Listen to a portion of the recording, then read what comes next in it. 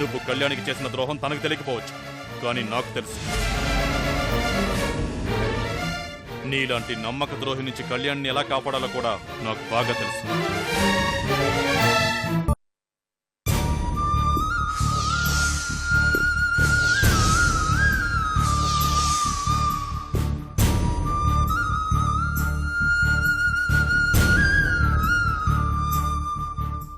ఆకాష్, నేనిలా అడుగుతున్నానని మరోలా అనుకోకు. ఒక స్నేహితురాలిగా నీకు సహాయపడాలనే నిన్నే విషయం అడుగుతున్నాను. అసలు ఆ హత్య చేయబడిన వ్యక్తికి ఎంతో మంది పరిచయస్తులు ఉండుంటారు కదా. సరే, పోలీసులు వాళ్ళెవరిని అరెస్ట్ చేయకుండా నిన్ను మాత్రం ఎందుకు అరెస్ట్ చేశారు? చెప్పు ఆకాష్, అసలేం జరిగిందో చెప్పు. జరిగిందంతా నాకు తెలిస్తే పోలీసులు ఈ విషయంలో పదే పదే నిన్ను డిస్టర్బ్ చేయకుండా ఉండడానికి రఘురాం గారితో చెప్పి జరిగిందంతా పోలీసులకి ఆయనతో చెప్పించడానికి నాకు వీలవుతుంది. ఏంటి ఆకాష్, నేను ఇంతగా అడుగుతున్నా చెప్పవేంటి? మొన్న నీ ప్రేమ విషయం కూడా నేను ఫోర్స్ చేయందే చెప్పలేదు, ఇప్పుడు అలాగే చేస్తున్నావు. అదే వంశీ దగ్గరైతే ఇలాగే దాచేవాడివా? అంతేలే, ఇన్నాళ్ళు నీకు వంశీ ఎంతో నేను అంతే అనుకున్నాను. కానీ ఇప్పుడిప్పుడే తెలుస్తోంది నీ దృష్టిలో వంశీ వేరని నేను వేరని. కళ్యాణి, అలా మాట్లాడకు. నాకు వంశీ అంతో నువ్వు అంతే. మరి అలాంటప్పుడు నేనింతగా అడుగుతున్నా చెప్పకుండా ఎందుకు నీ మనసులోనే దాచుకుంటున్నా? చెప్పాకాష్, జరిగిందేంటో చెప్తే నీ మనసు కూడా తేలిక పడుతుంది కదా. నా మనసు తేలిక పడుతుందని నీ మనసును బాధ పెట్టలేను కళ్యాణి. ఇలా జరిగిందని తలుచుకోవడానికి ఇష్టపడిన దాని గురించి ఎలా మాట్లాడమంటావు చెప్పు ప్లీజ్ కళ్యాణి. జరిగిన దాంట్లో నేను చెప్పడానికి ఏమీ లేదు, నువ్వు వినటానికి కూడా ఏం లేదు. నీకు చెప్పేంత పెద్ద విషయం అయితే తప్పకుండా చెప్పేవాడిని. Try to understand, just leave it please.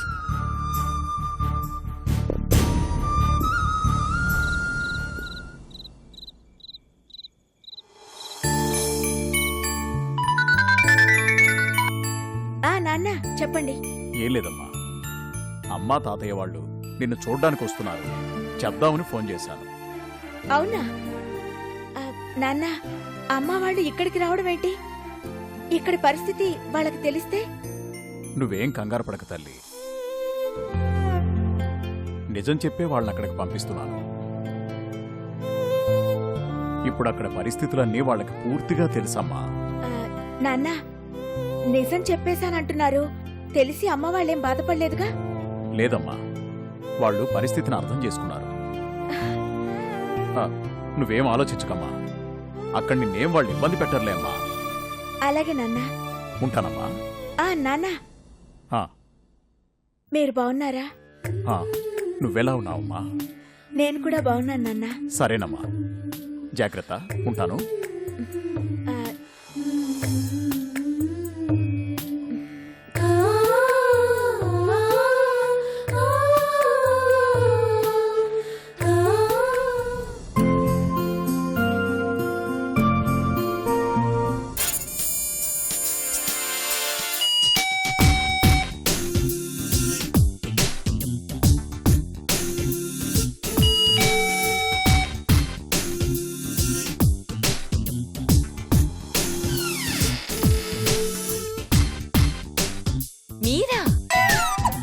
నేను కాకపోతే మెగాస్టార్ వచ్చి కాలింగ్ బెల్ ఎక్కడనుకుంటున్నావా?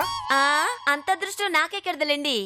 చెత్త తీసుకెళ్లేవాడో చందా అడగడానికి వచ్చినవాడో అయ్యి ఉంటాడనుకున్నాను. ఎంత గొప్పగా ఊహించుకున్నావే. నేను క్యాంప్కి వెళ్ళాలని తెలుసు కదా, నా మొగుడే వచ్చాడని అనుకోవచ్చు కదే. ఛీ, అవే మాటలండి. బెల్ కొట్టిన ప్రతివాడు నా మొగుడే అనుకోవడం తప్పు కదండి. ఇంట్లో అడుగు పెట్టక ముందే పంచుల మీద పంచులు పడిపోతున్నాయేంటి? ఏంటి అలా చూస్తున్నారు? ఏం లేదే, నీ మాటలు వింటుంటే డబ్బులు ఖర్చు పెట్టి పటాసులు కొనుక్కుని కాల్చుకోవాల్సిన అవసరం లేదనిపిస్తుంది. అవునా? నా మొహం చూస్తే ఆకలి వేయటం లేదనంటే బాగుండేది. నాకు వంట చేసి వడ్డించే పని తప్పేది. బుర్రా తర్వాత గోక్కుందరు గాని ముందా సూట్ కేసు ఇవ్వండి. రండి.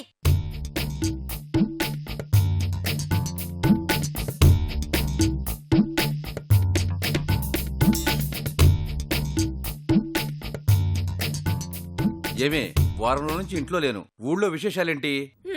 ఊళ్ళో ఏం జరిగిందో వీధిలో ఏం జరిగిందో చెప్పడానికి నేనేమన్నా టీవీ రిపోర్టర్నా? ఏమే అడిగిన ఏ ప్రశ్నకి తిన్నగా సమాధానం చెప్పవా? తిన్నగా చెప్పినా మీరు అడ్డంగా ఊహించుకుంటే నేనేం చేయనండి.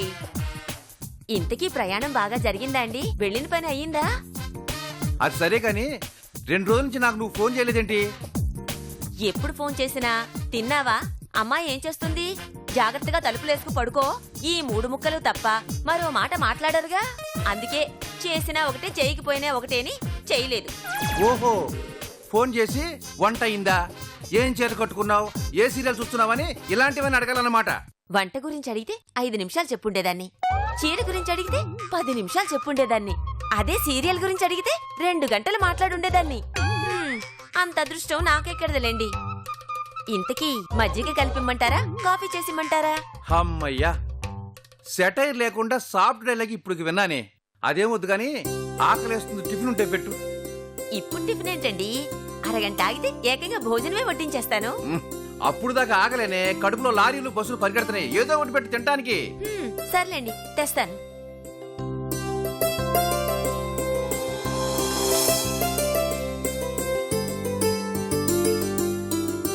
అవును, అమ్మాయి ఎక్కడికి వెళ్ళిందే? ఫ్రెండ్ని కలిసొస్తానని చెప్పి వెళ్ళిందండి. అరగంటలో వచ్చేస్తుంది. మీరొచ్చే ముందే ఫోన్ చేసి చెప్పింది. అవును, 5 నిమిషాల్లో టిఫిన్ ఎలా రెడీ చేశావు? 3 రోజుల క్రితం చేసిన ఇడ్లీ, 2 రోజుల క్రితం చేసిన వడ మిగిలితే ఫ్రిడ్జ్ లో పెట్టాను. వేడి చేసి ఇవ్వడానికి ఎక్కువ టైం పట్టదు కదండి. ఈ తొక్కలో ఫ్రిడ్జ్ వచ్చాక ఆడవాళ్ళకి పని తగ్గిపోయింది, ఇంట్లో వాళ్ళకి రోగాలు పెరిగిపోయినాయి. ఓ పని చేయవే, 10 రోజులు సరిపడ ఒకసారి వండేసి ఫ్రిడ్జ్ లో పెట్టేవే. రోజు వండే పని లేకుండా తీరిగ్గా కూర్చొని టీవీ చూస్తూ ఉండొచ్చు. అన్ని రోజులకి సరిపడా వండితే పెట్టడానికి ఫ్రిడ్జ్ సరిపోదండి. అంటే పెట్టే ప్లేసే ఉంటే 4 రోజులు సరిపడా వండేసి పెట్టేస్తావన్నమాట. మీకు ఈ మధ్య కోపం బాగా ఎక్కువైపోయింది. బీపీ పెరిగిందేమో ఓసారి చెక్ చేయించుకోండి. ఆహా, చట్నీ వేసుకోండి.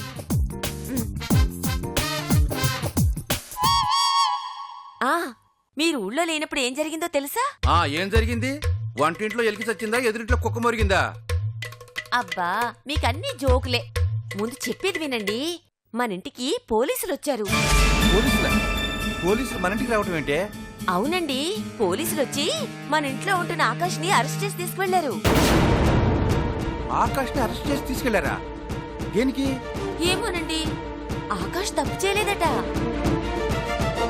నేనేం చేయలేదని నన్నెందుకు అరెస్ట్ చేసి తీసుకెళ్తున్నారని అడిగినా వినిపించుకోకుండా బలవంతంగా జీప్లో ఎక్కించి మరీ తీసుకువెళ్లారండి. మన అమ్మాయి స్వప్న లాయర్తో మాట్లాడి పోలీస్ స్టేషన్కి వెళ్లి ఆకాష్ని విడిపించి తీసుకొచ్చింది. ఏంటి, స్వప్న పోలీస్ స్టేషన్కి వెళ్ళిందా? అవునండి, ఆకాష్కి చాలా హెల్ప్ చేసింది.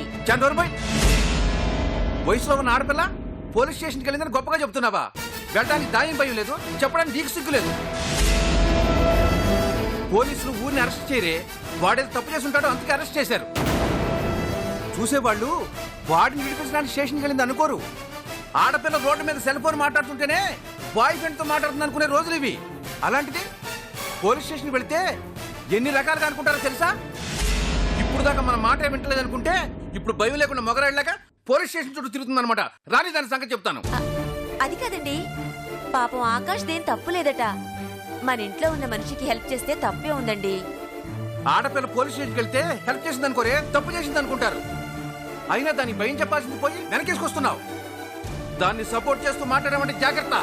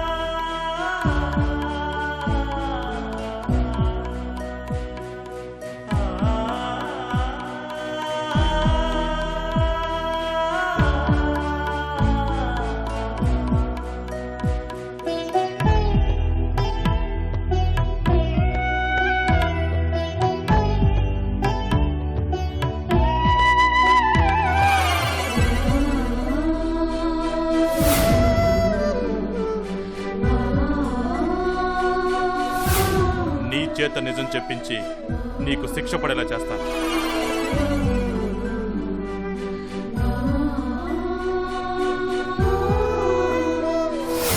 చూసుకుంటాను. ఆకాష్ని ఎలా బయటకు తీసుకురావాలో నాకు కూడా తెలుసు. ఆకాష్, నువ్వేం కంగారు పడకు. నువ్వు ఈ రోజే రిలీజ్ అయ్యేలాగా నేను చూసుకుంటాను. అప్పుడు నువ్వు నా ప్రాణాన్ని కాపాడేవరా. ఇప్పుడు నీ భార్య నా పరుగు పోకుండా కాపాడింది. కళ్యాణికి ఏ కష్టం రాకుండా హెల్ప్ చేయమని నాకు చెప్పావు. కానీ కళ్యాణి నన్ను పోలీస్ కేసులోంచి విడిపించి నాకు పెద్ద హెల్ప్ చేసింది. ఏమిచ్చి మీ ఇద్దరు రుణం తీర్చుకోవాలరా. కళ్యాణికి నువ్వంటే ఎంత పిచ్చి ప్రేమో తెలుసు, కానీ స్నేహానికి కూడా ఇంత విలువిస్తుందని నాకిప్పుడే అర్థమైందిరా. నాకింత సహాయం చేసిన కళ్యాణికి ఏ కష్టం రాకుండా చూసుకుంటానురా. నా ప్రాణం పోయినా సరే కళ్యాణికి ఏం జరగకుండా చూసుకుంటానురా. నిజం, ప్రామిస్.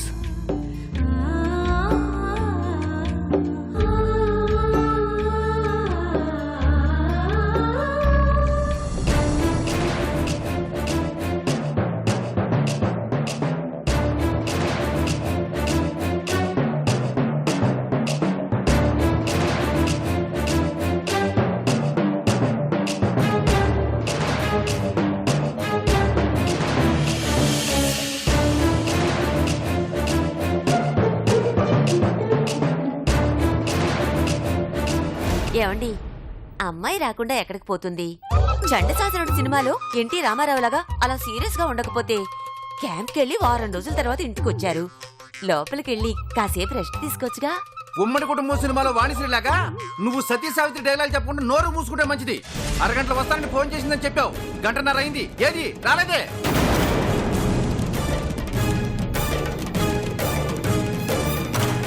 ఏం చేస్తుందో చెప్పదు, ఎక్కడికి వెళ్తుందో చెప్పదు, ఎప్పుడు వస్తుందో అది చెప్పదు. భయం భక్తి లేకుండా పోయింది దానికి. అసలు నిన్ననాలే. నేనేం చేశానండి? మన మాట లెక్క చేయొద్దని ఇష్టం వచ్చినట్టు తిరిగి రమ్మని నేను గాని చెప్తున్నానా? చిన్నదానికి పెద్దానికి దాన్ని వెనకేసుకొస్తావు. ఏమనంటే ఒక్కతే కూతురని గారం చేసి నెత్తిరెక్కించుకున్నావు. ఇప్పుడు చూడు ఎలా తయారైందో. పిల్లల్ని ఏ తల్లైనా ముద్దుగానే చూస్తుందండి. ఆడపిల్ల ఇంటికి శ్రీలక్ష్మణి మహాలక్ష్మణి ముద్దు చేసి గారాబంగా పెంచింది మీరు. ఒక్క రోజైనా దాన్ని కొట్టనిచ్చారా, తిట్టనిచ్చారా?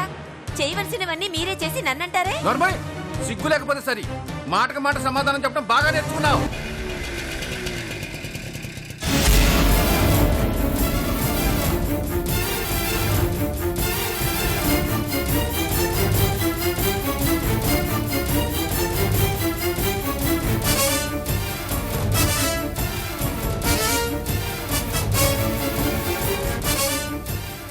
హాయ్ నాన్న, క్యాంప్ నుంచి ఎప్పుడొచ్చావు? అదేంటి నాన్న, బర్గర్లా నిబ్బరంగా ఉండే నీ మొహం కందగడ్డలా సీరియస్ గా ఉందేంటి? వెళ్ళిన పని సక్సెస్ కాలేదా?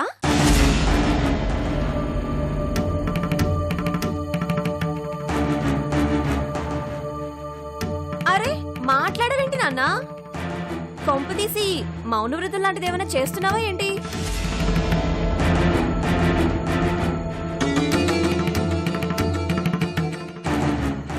ఏంటమ్మా, నాతో మాట్లాడొద్దని నాన్నకేమన్నా ఆర్డర్ వేసావా, వార్నింగ్ ఇచ్చావా? ఆర్డర్ వేయాల్సింది, వార్నింగ్ ఇవ్వాల్సింది నాకు కాదే, నీకు. నువ్వు చేస్తున్న ఘనకార్యాలు విని బర్గర్ గా ఉండాల్సిన నా ముఖం కందగట్లా మారడం కాదే. వైట్ పేపర్ లాగా ఉండాల్సిన ఇంటి పరుగు నలిగిపోయిన న్యూస్ పేపర్ లాగా అయిపోయింది.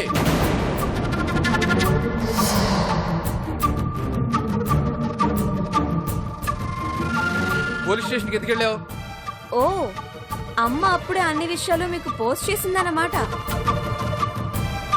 నేను మళ్ళీ నాన్నకు చెప్పే అవసరం లేకుండా నువ్వే చెప్పినందుకు థ్యాంక్స్ అమ్మా.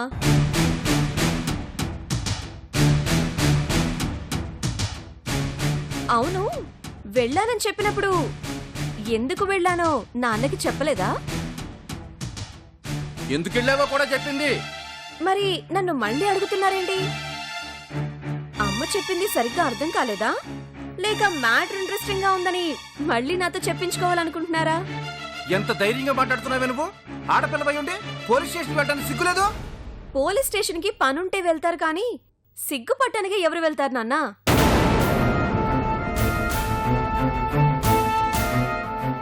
మన ఇంట్లో ఉన్న ఆకాష్ని తీసుకురావడానికి పోలీస్ స్టేషన్ కి వెళ్తే తప్పేంటి నాన్న?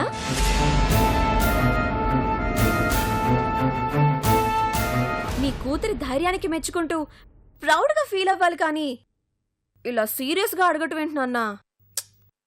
మీ రియాక్షన్ నాకేం నచ్చలేదు. నువ్వు రోజు రోజుకు మితిమీరిపోతున్నావే. మేమన్నా మా మాటలు లెక్క లేకుండా పోయింది నీకు. మంచి మంచి పెళ్లి సంబంధాలు చూస్తుంటే వద్దని చెప్తున్నావు. ఎందుకు నచ్చలేదంటే ఆకాష్ను ప్రేమిస్తున్నానని చెప్తున్నావు. మన కులం గోత్రం కాకపోయినా మంచివాడే కదని సరేనన్నాను. వాడు నేను పెళ్లి చేసుకుంటానని ఆశ పెట్టాడు. తర్వాత చేసుకోనని చెప్పి మమ్మల్ని అవమానించాడు. సిగ్గున్న దానివైతే అలాంటి వాడితో మళ్ళీ మాట్లాడు, వాడి గురించి ఆలోచించవు.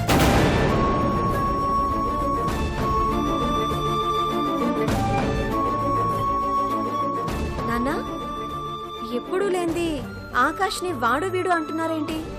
ఏదో ఒక తప్పు చేస్తే తప్ప పోలీసులు ఇంటికి వచ్చి ఎవరిని అరెస్ట్ చేయరు. అలాంటి వాడిని వాడి వీడు అనుకుంటా గారు గీరని గౌరవించమంటావా? గొప్పవాడని గుడి కట్టి పూజించమంటావా?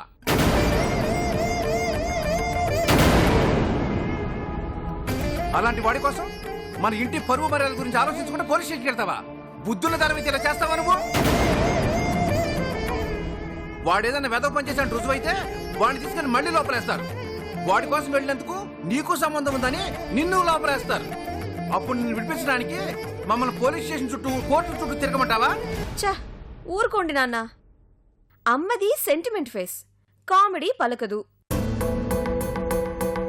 మీది కామెడీ ఫేస్, సీరియస్ సెంటిమెంట్ అస్సలు మీకు సూట్ అవ్వదు. ఎక్కువ ఎమోషన్ ఫీల్ అవ్వకుండా లైట్ తీసుకోండి నాన్న.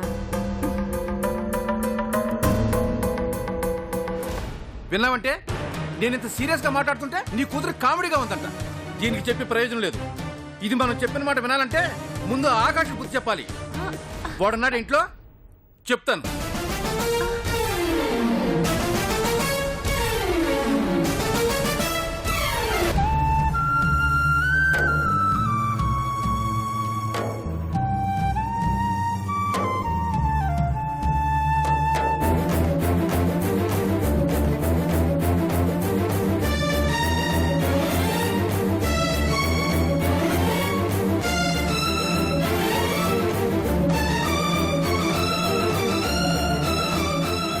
ఆకాష్,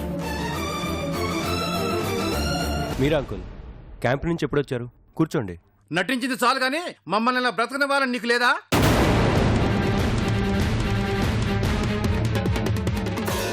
ఏంటి అంకుల్, ఏమైంది? ఏమీ తెలియనట్టు అమాయకంగా నటించుకో. నువ్వేమీ చేయకుండానే పోలీసుని అరెస్ట్ చేసి తీసుకెళ్లారా? ఏం తప్పు చేశావు? ఎందుకు నిన్ను పోలీసులు అరెస్ట్ చేసి తీసుకెళ్లారు? నేనేం తప్పు చేయలేదు అంకుల్. చేశానన్న అనుమానంతో తీసుకెళ్లారు. నువ్వు చెప్పే కథలు వింటాను. నేను చిన్నపిల్లని కాదు, అమాయకుని అంతకన్నా కాదు. తప్పు చేసిన వాడు తప్పు చేసిన ఒప్పుకోడు. ఆ సంగతి నాకు బాగా తెలుసు. నాన్న, ఏంటి నాన్న ఇది? ఆకాష్ దేం తప్పులేదు. ఆకాష్ చాలా మంచివాడు నాన్న. నోర్మయ్, నిన్నెవడు రమ్మన్నాడు ఇక్కడికి? వీడితో మాట్లాడడానికి వచ్చావా? నన్ను మాట్లాడొద్దని చెప్పడానికి వచ్చావా? అంకుల్, నేను చెప్పేది వినండి అంకుల్. అసలు నువ్వేం చెప్పక్కర్లేదు, నేనేం వినక్కర్లేదు. పోలీసులు మా ఇంటికి వచ్చారంటే నీ కోసం వచ్చారని కోరాయా? మేమేదో వ్యధం పని చేశామని మా కోసం వచ్చారని నీచాతి నీచంగా మాట్లాడుకుంటారు. ఇప్పటి వరకు ఏదో పరువుగా బ్రతుకుతున్నాం. మా పరువు తీసావు కదయ్యా నువ్వు. నాన్న, ఏం జరిగిందో తెలుసుకోకుండా మాట్లాడుతున్నారు. తప్పు నాన్న. ఏయ్, తప్పు చేసి నిన్ను వదిలేసి నేను తప్పు చేశానంటుంది నా కూతురు. ఏం మందు పెట్టి నా కూతురు మార్చేసావయ్యా? నా కూతురు నిన్ను ప్రేమించానని చెప్తే నువ్వు మంచివాడు అనుకుని నీకు ఇచ్చి పెళ్లి చేద్దాం అనుకున్నాను. ముందు చేసుకుంటానని చెప్పి తర్వాత చేసుకోనని సింపుల్ గా తేల్చేశావు. ఈ పిచ్చిది నువ్వే సర్వస్వం, నువ్వే లోకమని పెళ్లి చేసుకోకుండా దీని జీవితాన్ని నాశనం చేసుకుంది కదయ్యా.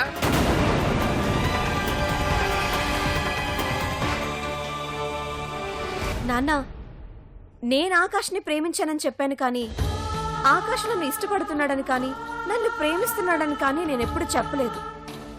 నేను బలవంతం చేస్తే నన్ను పెళ్లి చేసుకోవడానికి ఒప్పుకున్నాడే తప్ప అతనికి అతనుగా నన్ను పెళ్లి చేసుకుంటానని ఎప్పుడూ చెప్పలేదు.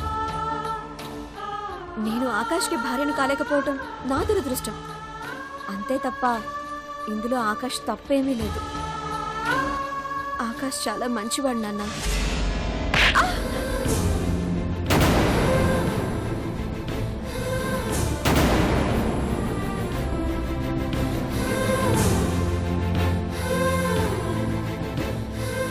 అంకుల్, ఆడపిల్ల మీరు చేసుకోవడం తప్ప అంకుల్. నా మీద కోపంతో స్వప్నం కొట్టకండి. నిన్ను కొట్టలేక దాన్ని కొట్టాను. అర్థం కాలేదా?